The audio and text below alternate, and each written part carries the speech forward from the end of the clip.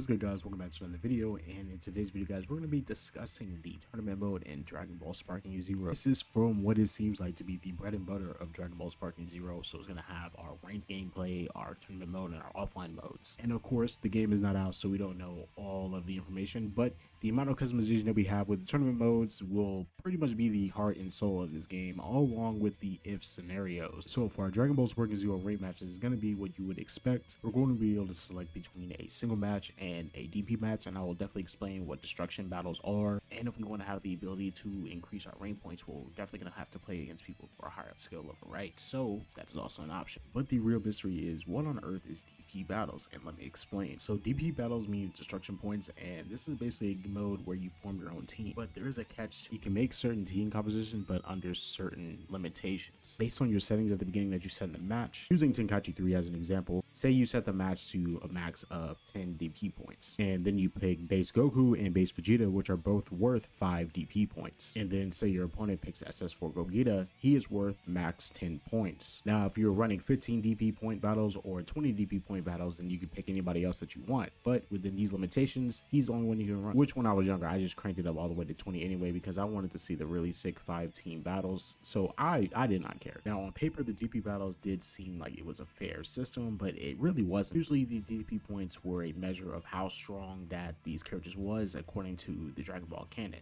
but it just was not made. I guess the strongest version of Frieza in Tenkaichi 3, and oh wait, if you guys guess full power Frieza, you are wrong. It is actually the third form, which only costs 6 points, which is pretty counterintuitive to the DP system because it's supposed to display lore accuracy strength, not strength in game.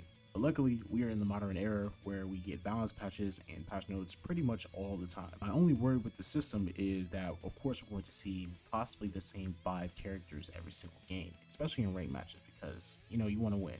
And in a game with so many of these characters, like, you definitely want to see some variety, you know? So if somehow, some way Pan is top 3 in the meta, that shit's getting nerfed in 2 to 6 business days in the modern era, which I can't lie, I am not knocking. Now, in the world tournament option, we actually have the opportunity to actually either create our own tournament or just use the pre-built tournaments that are already selected. Now, in the create a tournament option, it doesn't necessarily reveal what other options that we have, but as you can see, we also have the player character restrictions, time limit stage, etc, etc. Now, I kind of know that the create a tournament is definitely going to be used in competitive Dragon Ball Sparking Zero, especially with the player character restrictions. We don't know exactly what restrictions are actually going to be placed, but eventually when the game comes out, we can actually play around with those settings and figure out what type of restrictions that we can actually implement. Another very interesting setting at the very bottom is toggling offline. Now, I can't necessarily imagine most people toggling offline when it comes to their tournaments, but it is very interesting to see if people will actually stick to no flying. Now, this is only an option when you're creating your tournament, and not toggle the setting off when it comes to ranked battles, but this is very interesting. You can definitely see some tournaments down the line where there's absolutely no flying whatsoever. But the no flying setting is not too bad of an option. I mean, Dragon Ball at the end of the day is not necessarily a grounded experience, so it's not going to be like